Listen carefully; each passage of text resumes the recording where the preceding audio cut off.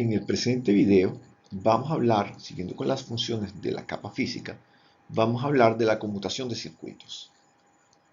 Vamos a hablar qué cosa es conmutación en espacio, vamos a hablar qué es conmutación en tiempo y vamos a hablar qué son circuitos virtuales, que son los que se utilizan en las redes de datos. ¿Qué es conmutación? Conmutación es el establecimiento de una conexión desde un origen a un destino, considerando todos los recursos que pueda haber. Esta conexión se ejecuta a través de un dispositivo que vamos a llamar el conmutador.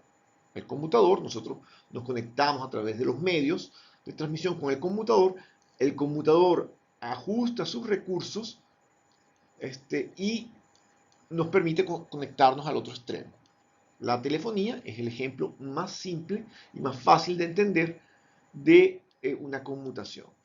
Además, esa conmutación que ocurre en telefonía es lo que conocemos con el nombre de conmutación por circuitos. Cuando irrumpe el mundo de datos en nuestra vida cotidiana, la conmutación cambia un poco de significado. En el mundo de datos, la conmutación no es abrir el camino para comunicarse. La conmutación es el identificar si un paquete llegó a un punto y reenviarlo. Es decir, cuando nosotros hablamos de redes, por ejemplo, de voz, de redes donde hay conmutación por circuito, el conmutador podemos hablarlo como elemento central o hablamos de la central telefónica o el switch conmutador. Mientras que en el mundo de datos, el conmutador en realidad es un enrutador. Esa definición es importante que la tengamos presente para las siguientes discusiones. ¿Cuáles son los tipos de conmutación que tenemos? La conmutación por circuito, como decíamos en el ejemplo anterior, que es el de la telefonía. En el caso de telefonía podemos tener elementos espaciales, entonces hablamos de conmutación espacial, o elementos temporales, intervalos de tiempo, y tenemos conmutación en tiempo, pero en ambos casos se abre un camino que permanece establecido mientras ocurre la comunicación.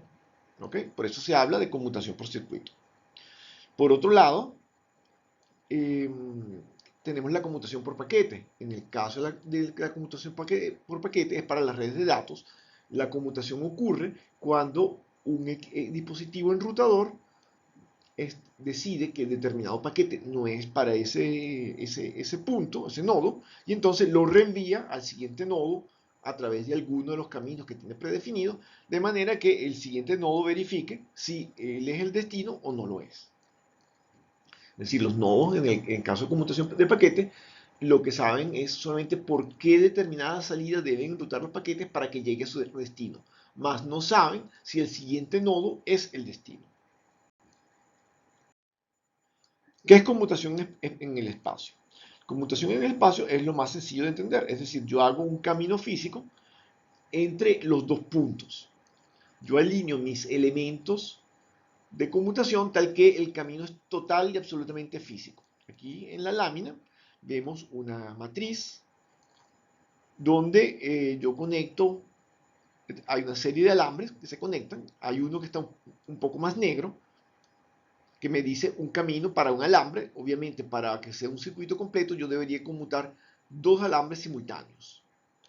O debería tener un punto de referencia común entre entrada y salida, y con una sola conexión debería bastar. ¿Ok? ¿Qué pasa con esto? Esto es una matriz cuadrada porque tiene el mismo número de entradas que el mismo número de salidas. Los inconvenientes es que hay el número de puntos de cruce, es decir, si yo quiero cambiar dependiendo de la conexión, fíjense que nosotros tenemos de arriba hacia abajo en donde dice entrada, sería el tercer punto la entrada, y se conecta con si lo vemos de derecha a izquierda, ese sería el punto 8. 3, 4, 8. Entonces, la entrada 3 se une a la salida 8.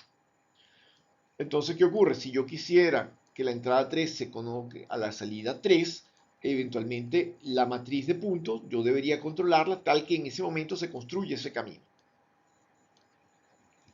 ¿Ok? Entonces, y así sucesivamente. Entonces, ¿qué ocurre? Esta es una matriz que es pequeña, que es 10 por 10. Si nosotros hacemos matrices grandes, pues bueno, el número de puntos es elevado, no se usa. Mientras más grande es, la utilización de los puntos es menor. Bueno, si yo tengo, si me quisiera comunicar con todas las personas a la vez, o sea, porque tendría que tener una por cada persona a la que me voy a conectar. Por ejemplo, si tengo un equipo computador de voz que tiene 10.000 abonados, yo tendría que tener la posibilidad de comunicarme con esos 10.000 abonados, esos 10.000 clientes que pueden estar en ese punto. Pero además, de alguna forma, me tengo que conectar con personas que estén afuera. Entonces, también debería considerar la posibilidad de esos caminos en alguna forma por esa matriz. ¿Ok? Fíjense que en esos casos yo tengo mi señal de entrada, pero de alguna forma el conmutador tiene que proveerme esa conexión. Entonces, fíjense que si la matriz es cuadrada, yo voy a usar n por n puntos. Tenemos n al cuadrado. Si yo tengo que hablar de 10.000 puntos, sería 10 a la 4. Al cuadrado sería 10 a la 8 puntos. Entonces, la matriz sería muy compleja y realmente una entrada no se va a comunicar con todas las salidas. Entonces, realmente eso no es eficiente. Entonces, ¿qué es lo que se estila para conmutar el espacio? Bueno, en vez de usar una matriz n por n, se usa una n por m, donde n y m son valores distintos. Generalmente son matrices como la que se muestra en esta lámina, multietapa. Es decir, yo tengo una matriz que tiene un número de entradas definido e internamente tiene un menor número de entradas, tiene unas matrices de conexión que me conectan con las matrices de salida. ¿Eso qué permite? Bueno, eso permite primero que sea un poco más simple la conmutación y que sea un poco más económica. Y además trata el término económica viene dado porque se supone que el diseño de una matriz multietapa como esta está basado en las experiencias de tráfico de los seres humanos. Por lo tanto, la probabilidad de que esté totalmente congestionada existe, ¿ok? Pero se supone que uno cuando diseña lo hace para que sea baja, o mejor dicho, uno trata, cuando uno decide por un conmutador de este estilo, de conmutación de circuito, calcula qué capacidad necesita la matriz de conmutación para que la probabilidad de bloqueo sea baja. ¿Ok? Porque obviamente al no poder conmutar de todos contra todos, sino tener una limitación, obviamente existe la posibilidad de que se bloquee. Esos cálculos no son objetivos de este curso, pero son importantes que ustedes sepan que se puede. Otro esquema de conexión sería en función de tiempo. Aquí tenemos una matriz que es por tiempo. Tenemos una serie de audios digitalizados que están numerados a la izquierda como A, B, C, D. Y tenemos aquí la matriz de conmutación, que es una memoria RAM, es decir, porque estas conversaciones van todas digitalizadas. Y tenemos lo que sería el control. Y entonces vemos que la salida debe ser de arriba a abajo, B, A, D, C. Es decir, A va para el canal 2, B va para el 1, D va para el 3 y C va para el 4. Bueno, depende como ustedes, digamos que si ustedes consideran que lo que está a la derecha es lo que sale de primero, ¿ok? Entonces, bueno, el C debería ser de la izquierda el tercero, tiene que salir el primero a la derecha. El D sería el cuarto a la izquierda, debe salir el segundo. El A es el tercero y aquí aparece el primero y el B es el cuarto. Es decir, el conmutador lo que hace es que cambia de ranura de tiempo, o sea, cada conversación corresponde a un intervalo de tiempo, es decir, si las 4 conversaciones tardan un minuto, quiere decir, un minuto quiere decir que cada una tarda 15 segundos. ¿Ok? Porque un minuto son 60 segundos, entonces cada uno dura 15 segundos, y del lado izquierdo y del lado derecho, pues bueno, también, cada uno dura 15. Simplemente lo que hace la computación es cambiar la ranura de tiempo, porque si es A, B, C, D, la ranura 1 es A, la 2 es B, la 3 es C, la cuarta es D, y del otro lado de la ranura, la 1 es C, la 2 es D, la 3 es A, y la 4 es B. ¿Eso qué significa? Eso puede significar que si yo estoy en la ranura A, está hablando con C, B está hablando con D, C está hablando con A y D está hablando con B. Si ustedes observan los pares, uno puede decir que un canal es el que va y otro es el que escucha. Aquí tenemos otra representación similar de lo mismo, el intercambio en tiempo. Tengo un control y simplemente ustedes pueden, si es como complicado verlo en el otro dibujo, este es un poco más simple. Yo simplemente, dependiendo de las conexiones, uno va con 3, cierro en el momento que llega la señal 1, cierro el switch 1 con el 3 y tengo ya la conmutación en ese momento. Después los abro, después cierro 2 con 4, después lo abro, después cierro 3 con 1 y después tengo 4 con 2. De forma tal que ocurre el intervalo de tiempo. La secuencia da el intervalo de tiempo.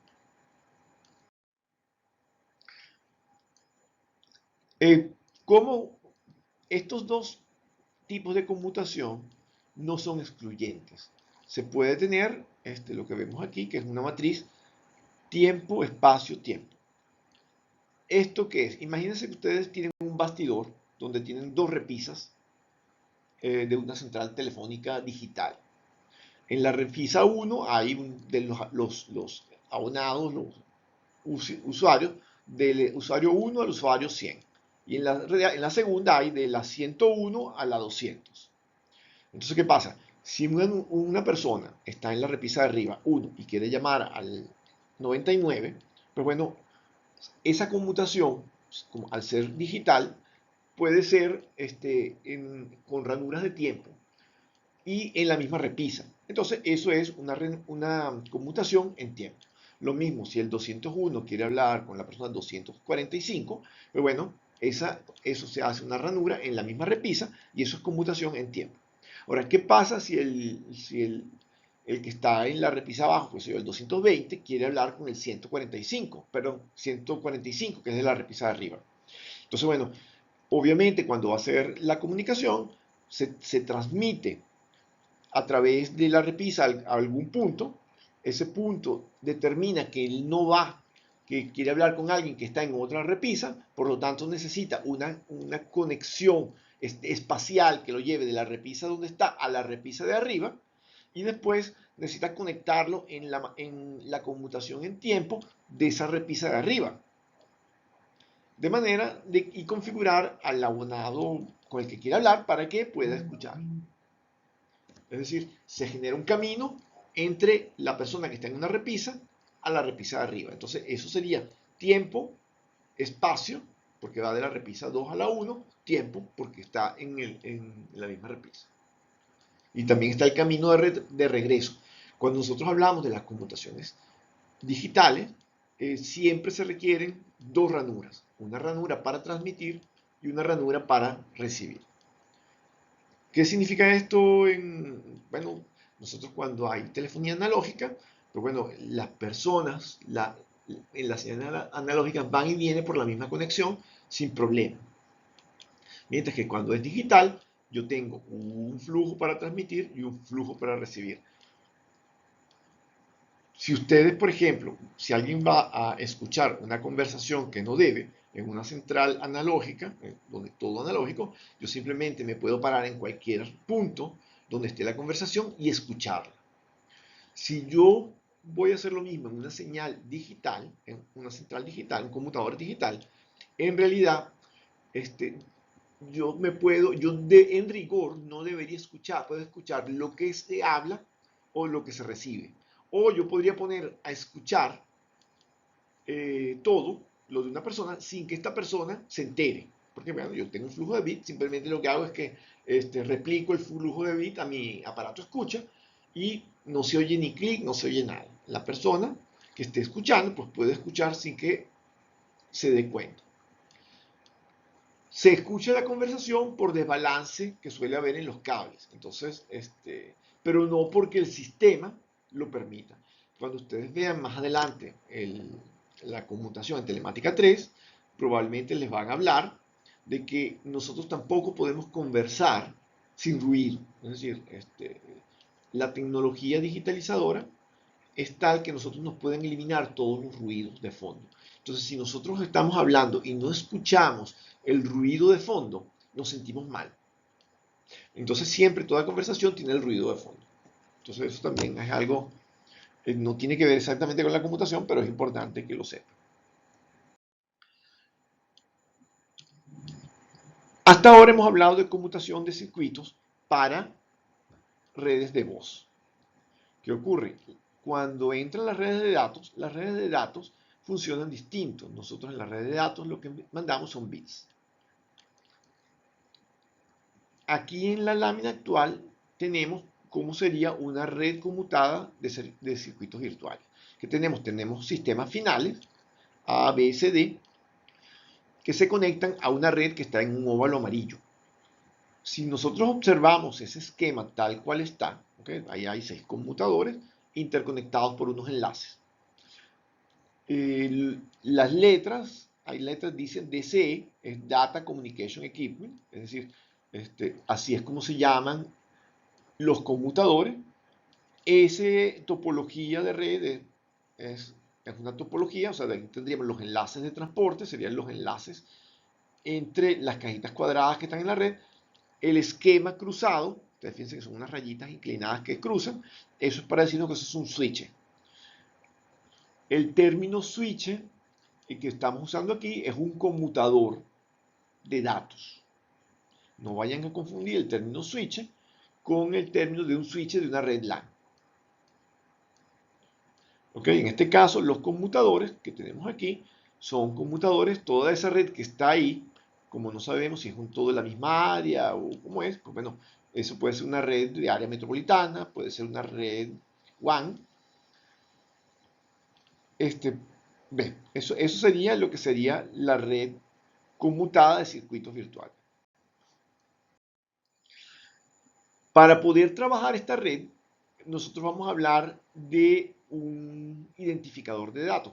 Obviamente, esta red es una red que trabaja en la capa física. Y entonces vamos a hablar del identificador de enlace de datos desde un punto de vista físico. Aquí tenemos una lámina que nos muestra qué es. La lámina vemos que tenemos los datos, se le pone una cabecera, que es un número, ¿ok? Y entonces el conmutador, el paquete llega, o los datos, que no hemos dicho que son paquetes, sino los datos llegan al conmutador con un encabezado y el conmutador cambia el encabezado y lo reenvía por algún camino. O sea, podemos ver que tiene tres entradas o 3 puertos, y entonces lo que entra de la izquierda sale a la derecha, entra con un número que es el 14 y sale con el DLCI 77.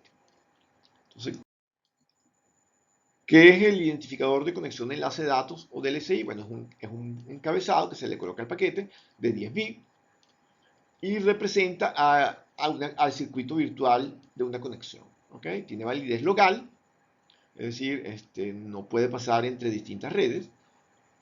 Se utiliza para identificar al terminal y al switch. Fíjense que ahora aquí en circuitos conmutados, esta conmutación de circuitos, la primera tecnología que surge se conoce con el nombre de frame relay, y entonces el terminal de la red frame relay se conoce como el terminal de acceso a la red frame relay, que en inglés es frame relay access devices, FRAN. ¿Okay? Entonces, en el switch frame relay hay una tabla que asocia el DLCI de un puerto y nos dice cómo lo va a conmutar. Como yo estoy usando 10 bits, el número máximo, o sea, yo puedo colocar en valor algún valor que va entre 0 y 1023, que serían 1024 valores. Esos son los números que se pueden hacer hasta 10 bits. En la práctica, no vamos a entrar en explicar la tecnología frame relay, pero sí se puede colocar 6 bits adicionales, con lo cual ya tendríamos 65.000 posibles circuitos en una red de datos, ¿no? Esa modificación se hizo porque 1024 o 1023 es un valor bajo para lo que puede hacer la red.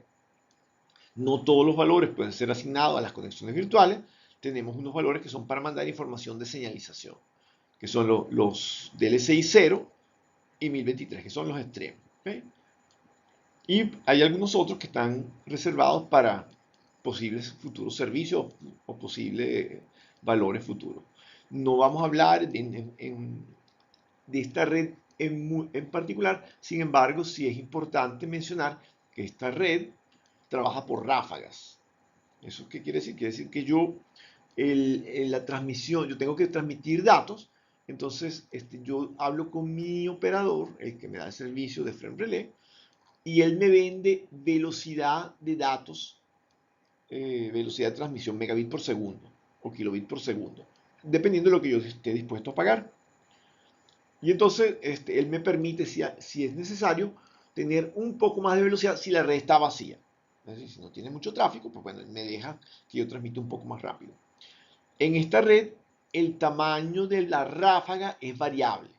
Es decir, tiene un valor promedio, pero en realidad la longitud total puede ser, es variable. Y esta red puede ser congestionada.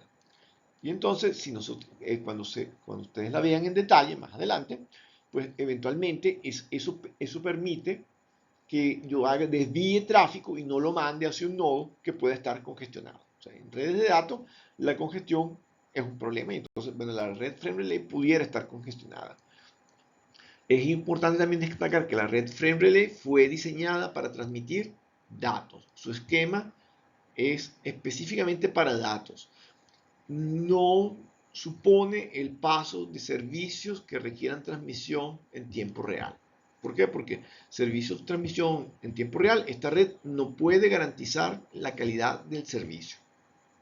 Por eso esta red es ideal para datos.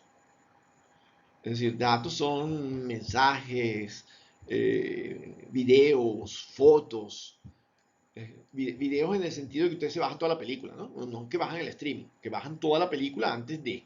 Es decir, yo me bajo 2 GB porque es la película tal. Entonces, eso para mis efectos es un mensaje o es un archivo, pero no para servicios que sean en tiempo real. ¿Cómo funciona el frame relay? Bueno, aquí tenemos un esquema muy simple y bien fácil de entender. Yo tengo el switch que tiene 3 entradas numeradas 1, 2, 3. Tengo un flujo de datos a la izquierda que entra por el puerto 1. Fíjense que tengo encima del switch, tengo una tablita que me dice que lo que entra por el puerto 1 con el DLSI 14 tiene que salir por el puerto 3 con el DLSI 22 y que lo que entra por el puerto 1 DLSI 77 debe salir por el puerto 2 con el DLSI 41. Esa es la conmutación. Entonces veo que entran dos paquetes a la izquierda por el puerto 1, uno 14 y otro 77, y los veo salir uno por el puerto 3 y el otro por el puerto 2 con los DLSI que indica la tabla. Bien. Esa es la conmutación frame relay. ¿Qué ocurre? Nosotros entonces podemos definir circuitos conmutados en función del DLSI. Entonces, esos servicios conmutados nos permiten transmitir información. La señalización, que es cómo se inicia o información relevante para establecer la conexión, se manda siempre con un DLSI 0. Y lo más importante es que los mensajes que se van a utilizar están regulados a través de unas recomendaciones de la UIT y del foro Frame Relay. Generalmente algunas tecnologías crean un foro. El foro está formado por todas las empresas que producen los equipos y entonces el objetivo es de su foro es cómo ayudar a que sus clientes desarrollen toda la potencialidad y todas las aplicaciones sobre la red que le están vendiendo. ¿Cómo funciona la conmutación virtual? Bueno, simplemente yo tengo A y B.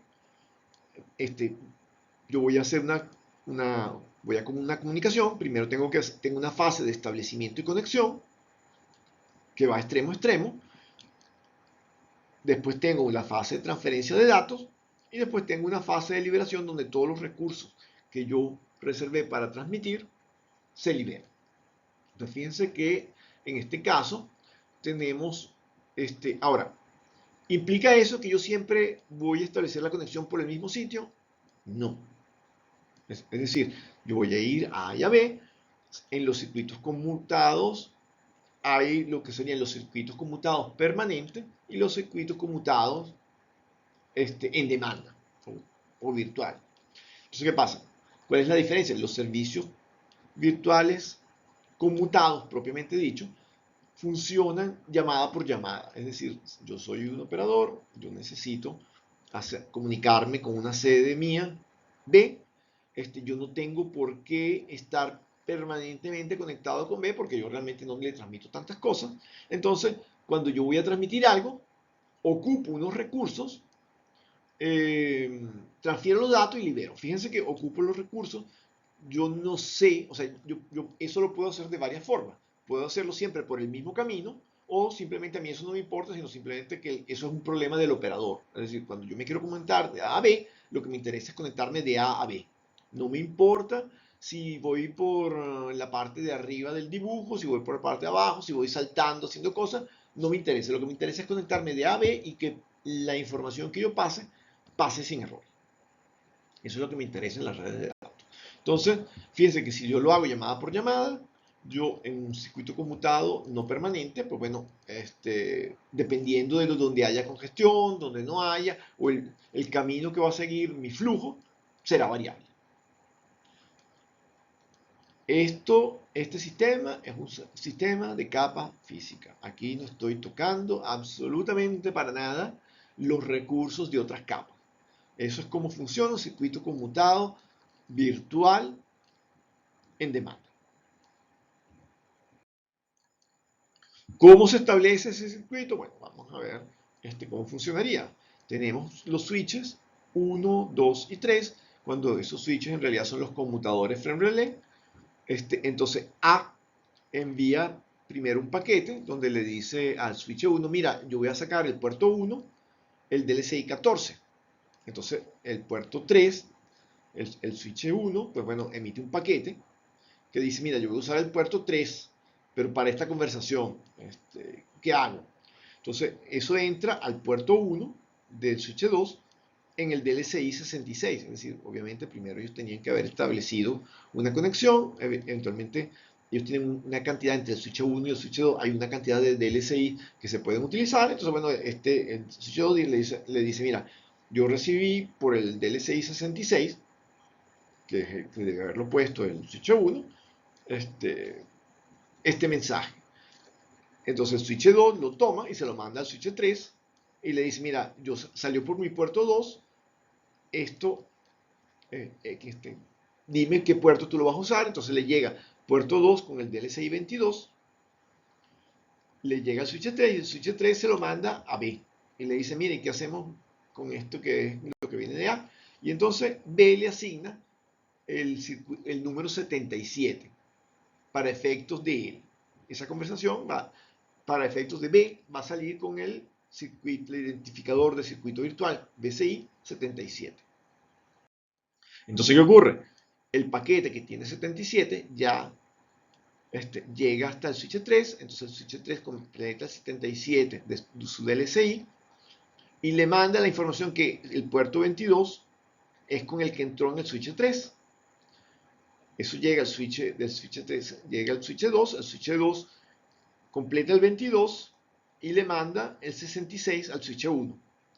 El switch 1 completa en su tabla el 66 y ya le contesta al 14, mira, está todo seteado. Entonces fíjense que todas las tablas quedan completas y la comunicación entre A y B ahora ya está abierto el camino. ¿Okay? O sea, es decir, el paquete sale de A con el encabezado DLCI 14, el primer switch lo saca por el puerto 3 con el DLCI 66, le llega al puerto 2, el DLCI 66 que entra por el puerto 1 del switch 2 es enrutado por el puerto 2 del switch 2 con el DLCI 22, eso llega al switch 3, en el switch 3 lo que llega al puerto 2 DLCI 22 es conmutado como puerto 3 DLCI 77 y llega a B. Y B lo reconoce como que es para él. Y así se establece el circuito. Obviamente aquí pasó por 3 switches, pero bueno, podría haber pasado por más. Y el proceso sería equivalente.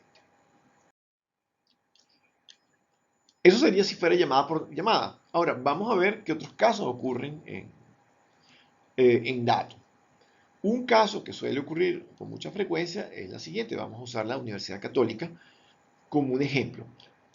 La Universidad Católica tiene una sede en Puerto Ordaz y la sede que tiene con Puerto Ordaz, hay mucho intercambio de información entre ambas sedes. Hay algunos servicios de Caracas que se prestan allá. Y entonces es muy importante que siempre estemos conectados.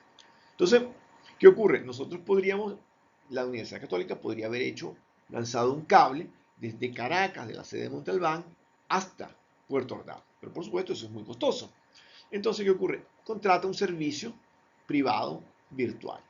El término privado es porque eso es para ser usado por la empresa. Es decir, en ese circuito yo no voy a conectar a nadie que no sea de la UCAP.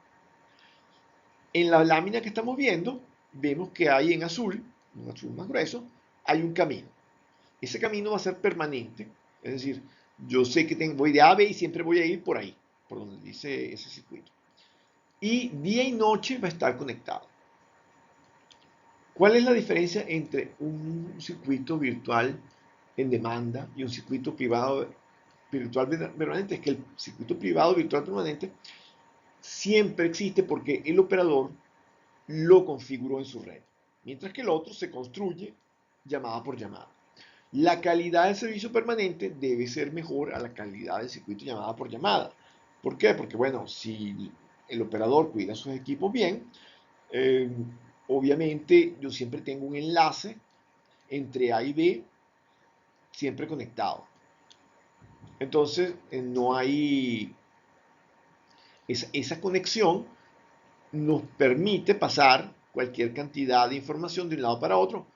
Nuevamente, se supone que la universidad, antes de comprar el enlace, debería haber revisado qué voy a conectar, qué tipo de data, qué tipo de equipos vamos a conectar, de manera de comprar una velocidad en megabit por segundo que me permita dar los envíos en un tiempo razonable y, y confiable. Es decir, no es que yo voy a ponerle cualquier velocidad, le voy a poner una muy lenta, porque tampoco me sirve. Yo les voy a poner el caso de una fábrica que yo conocí hace mucho tiempo, que quedaba en Santa Teresa del Tuy y tenía que transmitir todos los días el inventario a Caracas para avisarle lo que tenían en La Guaira, en Charallave, donde ellos quedaban. Y resulta que por razones de costo contrataron un canal el más lento posible. No el más rápido, es el más lento. Y tenían que pasar archivos de varios gigabits.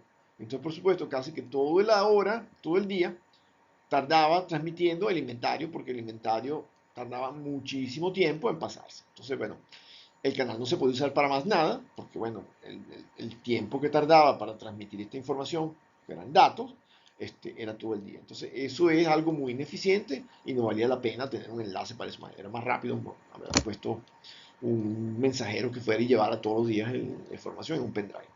Pero bueno, eso también ocurre a veces. En los circuitos privados virtuales, ¿ok? Para los circuitos permanentes, PVC en inglés sería, bueno, puede ser circuito privado, Private Virtual Circuit. Generalmente los Private Virtual Circuit también, bueno, nuevamente pueden ser permanentes o pueden ser en demanda, ¿ok? Pues se determina el ancho de banda y la cantidad y designación de los canales lógicos que vamos a usar, se asignan los DSI, funciona con el DRAD, el PVC gestiona el control del tratamiento de las tramas. Estamos hablando de tramas porque estamos hablando de frame relay y en frame relay se transmite por ráfagas. Yo puedo transmitir o más de la ráfaga o menos de la ráfaga. ¿Okay? El costo de los servicios frame relay es en función de los megabits, de los kilobits o de la velocidad que yo contrate.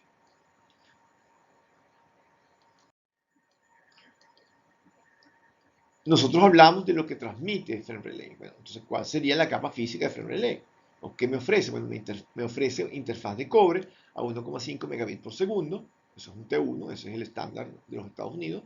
Nosotros no hemos hablado de los T1, pero bueno, lo vamos a mencionar. Después tenemos la norma B35, que son conexiones de 56 o 64 kilobits por segundo.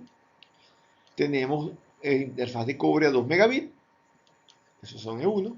Tenemos interfaces síncronas de datos, X21 es baja velocidad, y tenemos tramas. La longitud de la trama, en ese caso, no pasaría de 8250 bytes, es decir, de 8 kilobits. Pueden revisar esta bibliografía para detalles más profundos sobre los temas. Gracias.